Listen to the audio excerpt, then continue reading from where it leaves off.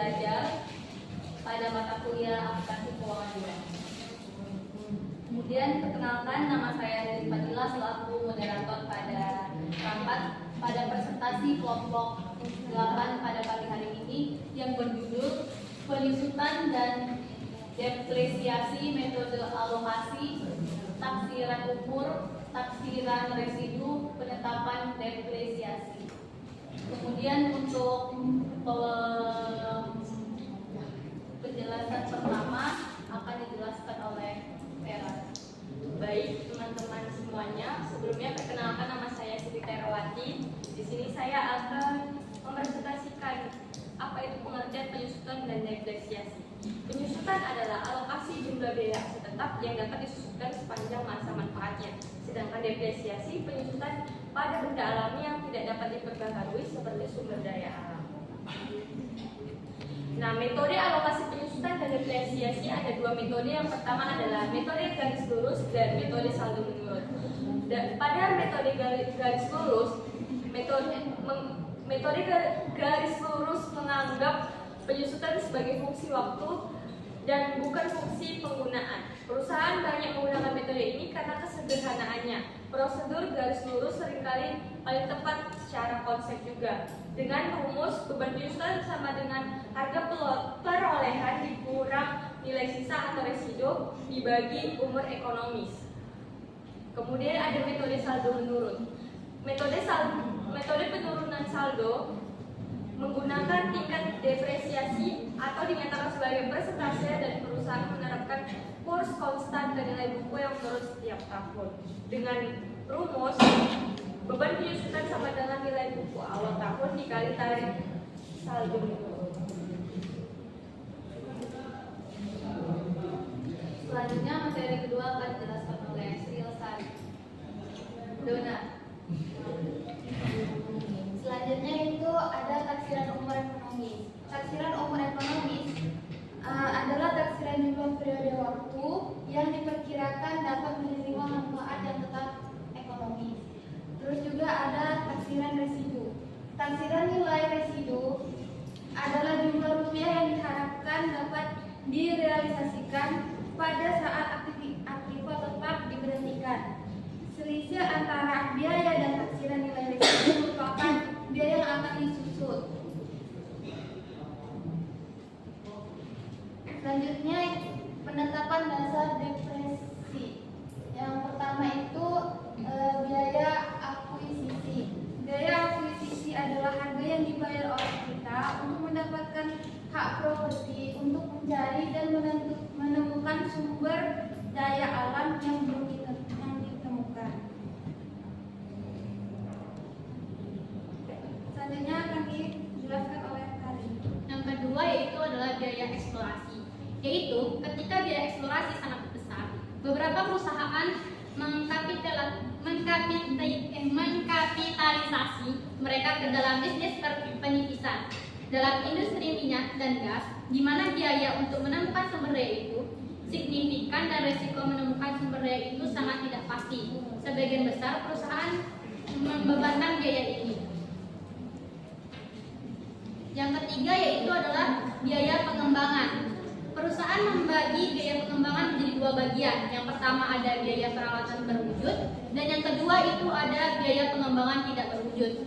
Biaya peralatan berwujud mencakup semua transportasi dan alat berat lainnya yang diperlukan untuk mengekstraksi sumber daya dan menyiapkan untuk pasar.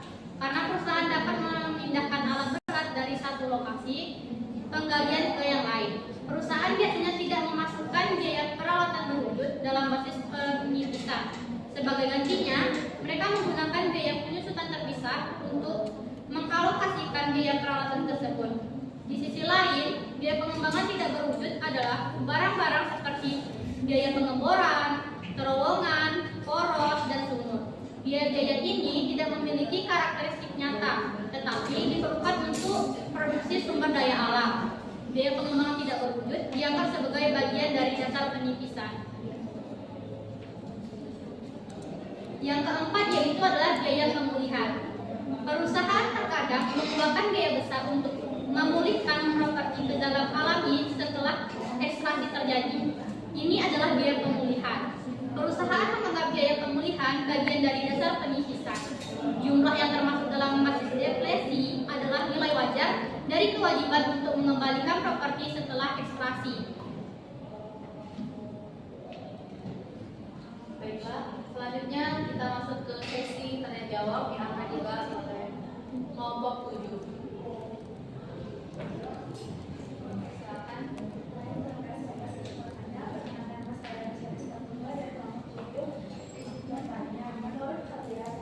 Apa yang terjadi jika umur ekonomis ditaksir terlalu lama?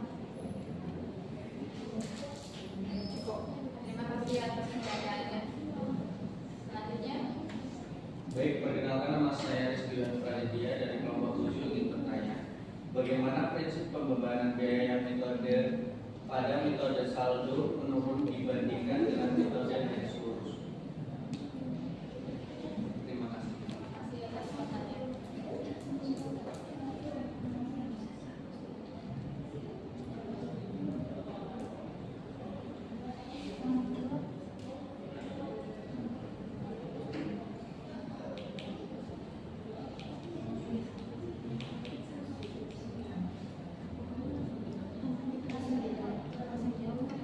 Baiklah, untuk pertanyaan pertama akan dijawab oleh Tera.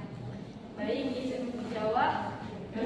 Saya akan menjawab pertanyaan dari Ruth Syariska Purba. Apa dampak taksiran umur ekonomi terlalu lama? Jika umur ekonomi taksir terlalu lama, maka beban penyusutan tahunan menjadi terlalu kecil karena biaya perolehan dialokasikan ke periode yang terlalu panjang. Akibatnya, laba bersih perusahaan akan tampak lebih tinggi dari yang seharusnya atau overstate pada tahun-tahun awal. Selain itu, nilai buku aset di neraca tidak mencerminkan nilai realitasnya karena penurunan manfaat ekonomi yang sebenarnya terjadi lebih cepat daripada yang dicatat. Apakah jawabannya bisa diterima? Terima kasih. Selanjutnya pertanyaan kedua akan dijawab oleh Dona. Mohon maaf untuk saudara Rizkywan, bolehkah diulang pertanyaannya? Bagaimana prinsip pembebanan biaya pada metode saldo menurun dibandingkan dengan metode garis lurus? Baiklah, di sini akan saya jawab. Metode garis lurus itu yang seperti yang kita tahu, itu rumusnya itu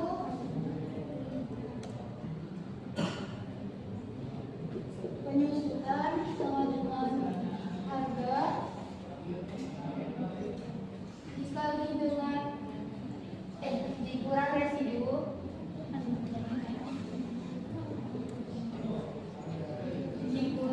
dibagi dengan umur. Contohnya itu kelihatan tidak? Kelihatan. Contoh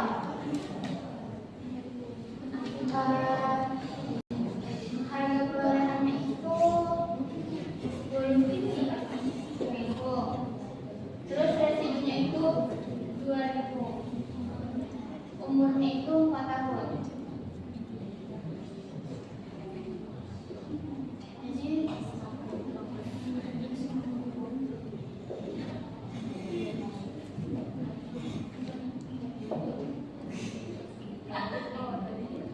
Jadi di metode garis lurus ini penyusutan setiap tahunnya itu sama. Mau berhitung misal tahun 2021 dengan 2022 itu penyusunannya itu sama. Sedangkan dengan metode saldo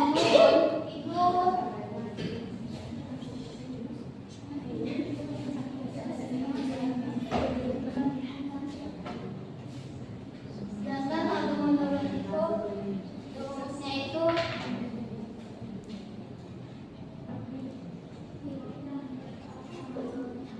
penyusutan dengan tarif dikali dengan nilai buku.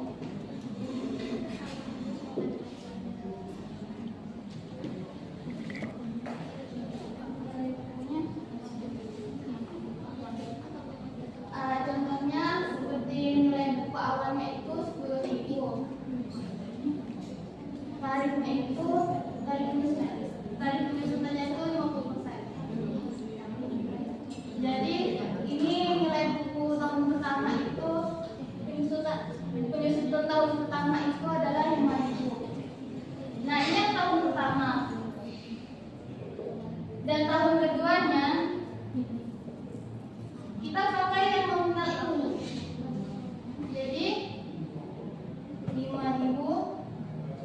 dikali 50%.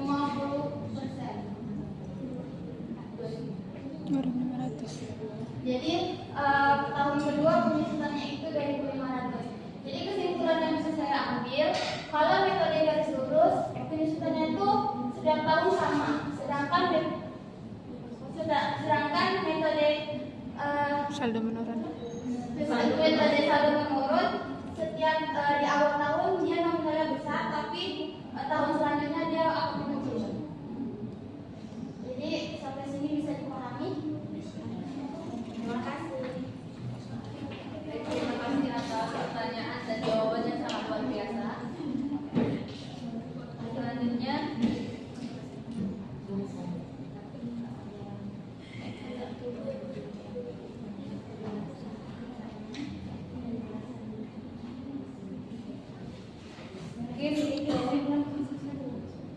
mungkin saya akan bacakan kesimpulan dari presentasi kelompok 8. Kesimpulannya,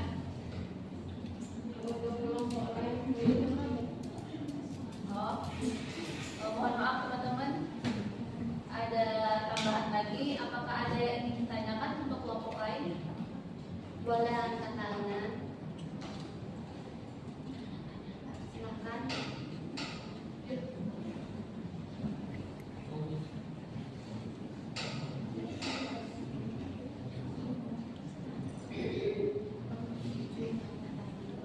Oke, silakan. Pada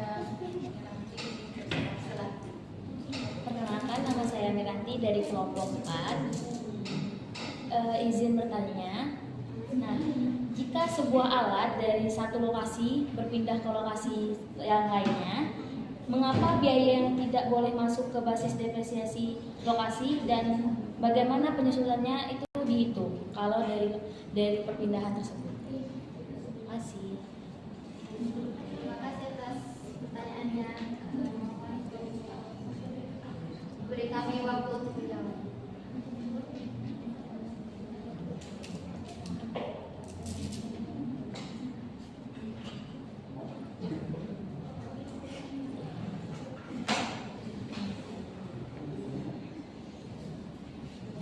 Baiklah, untuk pertanyaan saudari Miranti akan dijawab oleh Sri Lestari.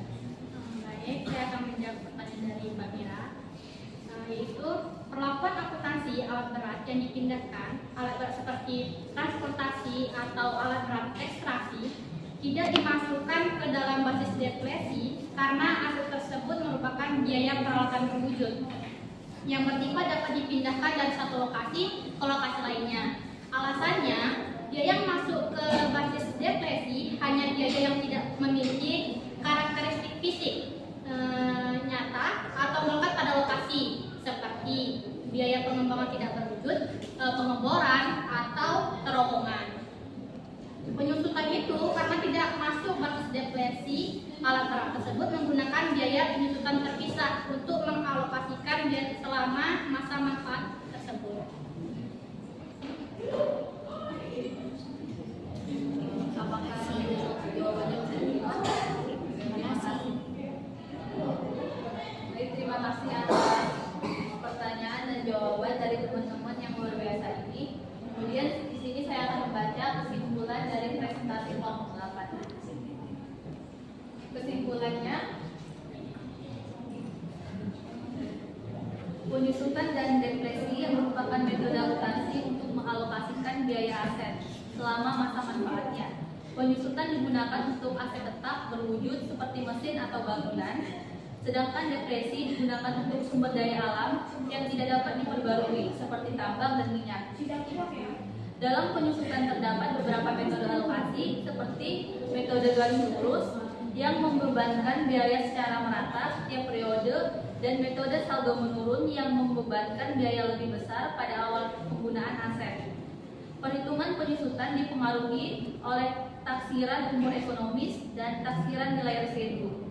Sementara itu, dalam deflasi, penentuan biaya didasarkan pada beberapa komponen seperti biaya akuisisi, biaya eksplorasi, biaya pengembangan, dan biaya pemulihan yang berkaitan dengan proses memperoleh dan mengolah sumber daya alam.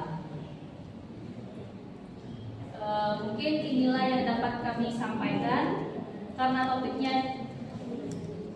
topiknya cukup sampai di sini. Mudah-mudahan untuk mendapat menerima pemahamannya, bukan seperti dia yang dikit-dikit salah paham.